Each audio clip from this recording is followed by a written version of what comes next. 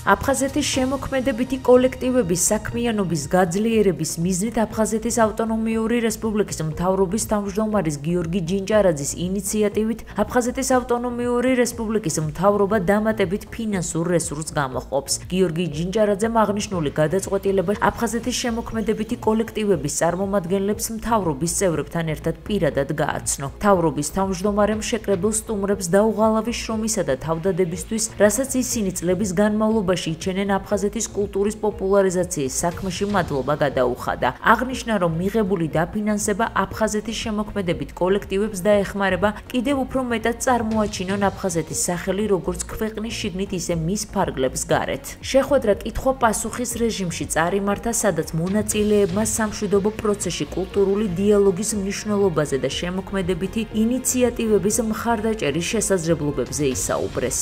დღეს შეხვედრა გავმართეთ აფხაზეთის შემოქმედებით კოლექტივებთან. მე მინდა მადლობა გადაუხადო თითოეულ მათგანს იმ შრომისთვის, ღვაწლისთვის, რასაც წლების მანძილზე ახორციელებდნენ და აფხაზეთის კულტურას ჩვენ საზოგადოებაში წარმოაჩენდნენ. ჩემი გადაწყვეტილებით მათ მივეცით საშუალება ფინანსური რესურსის, რომ წლის ბოლომდე შეასრულონ ერთი გალა კონცერტი ან მივლინება, რომელიც მათ დაეხმარებათ კიდევ უფრო მეტად აწიონ საკუთარი სახელი, აფხაზეთის სახელი ჩვენ საზოგადოებაში და საერთაშორისო დონეზე. დღევანდელ შეხვედრაზე ძალიან მნიშვნელოვანი რამ გააჟღერა ბატონმა გიორგიმ ის, რომ ამ წლის ბოლომდე დაგვეხმარება ყველას ნებისმიერ ჩვენი ინიციატივისთვის ფინანსურად. ეს იქნება გასტროლი თუ ადგილობრივი კონცერტი თუ ასე შემდეგ. ყველაფერში მოკლედ გვერდში დაგვიდგება, ისედაც ნამდვილად არ ვუჩივით ბატონი გიორგის მხრიდან გვერდში დგომას, მაგრამ ეს ძალიან კარგი სიახლე იყო. 10 წლის განმავლობაში ჩვენ ისტორიაში, ჩვენ შემთხვევაში მსგავსი ინიციატივა არ მახსოვს.